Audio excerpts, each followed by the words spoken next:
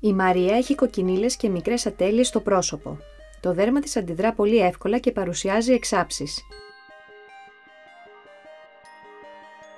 Για τη Μαρία που έχει μεικτό δέρμα, προτείνω την ενυδατική και προστατευτική Emulsion Anti-Ougea. Για να εξασφαλίσουμε καλό κράτημα του μακιγιάζ, είναι απαραίτητο να χρησιμοποιήσουμε μία βάση που να ταιριάζει απόλυτα στον τύπο του δέρματος.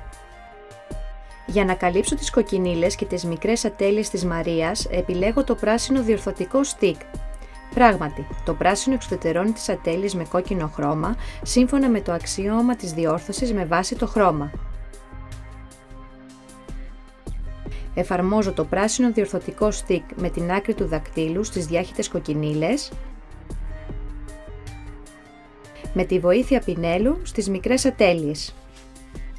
Σε δεύτερη φάση κάνω το χρώμα του δέρματος ομοιόμορφο με το make-up σε μορφή στερεάς κρέμας oil free miel που είναι κατάλληλο για το μεικτό δέρμα. Παίρνω μία μικρή ποσότητα make-up στριφογυρίζοντας απαλά το σφουγγαράκι. Η τεχνική αυτή μας επιτρέπει να ζεστάνουμε λίγο το προϊόν και έτσι να διευκολύνουμε το άπλωμά του στο δέρμα. Για να κάνουμε το χρώμα ομοιόμορφο, εφαρμόζω το make-up σε μορφή στερεάς κρέμας με μικρές διακεκομμένες κινήσεις σε ολόκληρο το πρόσωπο.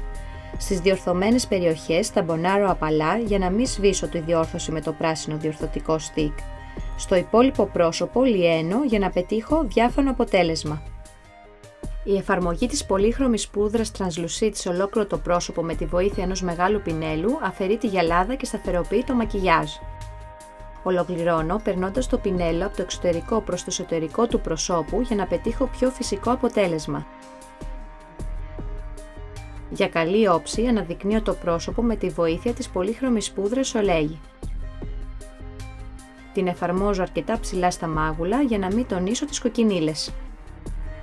Τα φρύδια της Μαρίας είναι αρκετά χονδρά, συνεπώς θέλω να τα τονίσω πολύ λίγο με το καφέ διορθωτικό μολύβι φρυδιών. Κάνω μικρές γραμμές με το μολύβι και κατόπιν επιμικρύνω λίγο την άκρη του φρυδιού. Εφαρμόζω την πολύχρωμη πούδρα Translucid για να σταθεροποιήσω το χρώμα και σβήνω με το βουρτσάκι για να πετύχω πολύ φυσικό αποτέλεσμα. Η Μαρία έχει μάλλον ανοιχτόχρωμο δέρμα. Επιλέγω λοιπόν το ανοιχτό διπλό διορθωτικό κραγιόν για χείλη και περίγραμμα για να βάψω τα χείλη της. Τονίζω το περίγραμμα των χιλιών με τη λεπτή μύτη ξεκινώντας από το κέντρο του άνω χείλους, κατόπιν τραβώ τις γωνίες των χιλιών προς τα πάνω για να διορθώσω την πτώση. Επαναλαμβάνω τη διαδικασία για το κάτω χείλος. Χρησιμοποιώ κατόπιν τη μεγάλη μύτη για να βάψω φυσικά τα χείλη, θρέφοντάς τα και ενυδατώνοντάς τα παράλληλα. Θα τελειώσω με ένα ψεκασμό με το σπρέι του ιαματικού νερού της Avène, πετυχαίνοντας έτσι έναν επανάληπτο κράτημα του μακιγιάζ.